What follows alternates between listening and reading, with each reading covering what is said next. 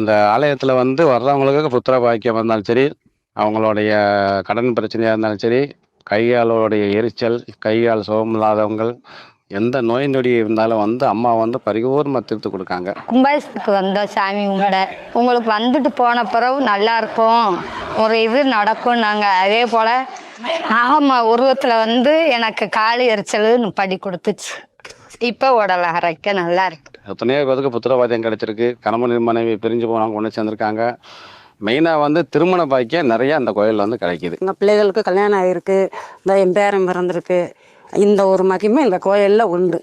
எல்லா மக்களும் வந்து கும்பிட்டுக்கிட்டா எல்லா வேண்டுதலும் எல்லாம் நடக்குது. வெள்ளிக்கிழமை 10 to 12, செவ்வாய்க்கிழமை 3 to 4, ஞாயிற்றுக்கிழமை 4 to 6 ராகுகால பூஜையில் வந்து விசேஷம் அங்கே நடக்கும். வெள்ளி செவ்வாய் ஞாயிறு 3 நாள் வந்து அம்மன் அருள் வாக்கு சொல்லப்படும், குறிப்பாக்கப்படும். வர்றவங்களுக்கு எந்த பிரச்சனையாக இருந்தாலும் தீர்த்து கொடுக்குறோம்.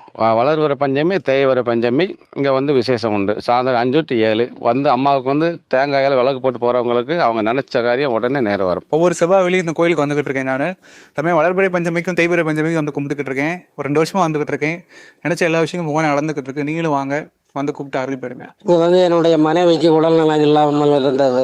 இங்கே வந்து போன பிறகு உடல்நலம் நல்லா இருக்கிறது. இங்கே வந்து விநாயகர் இருக்காரு, 2வது மஞ்சம்மா, நாகம்மா, இப்போ வச்சிருக்கிறது வாராகி அம்மா வச்சிருக்கு, கருப்பசாமி வச்சிருக்கு. அனைவரும் வந்து நலம் பெற்று நல்வாழ்வாக பிரார்த்திக்கிறோம்.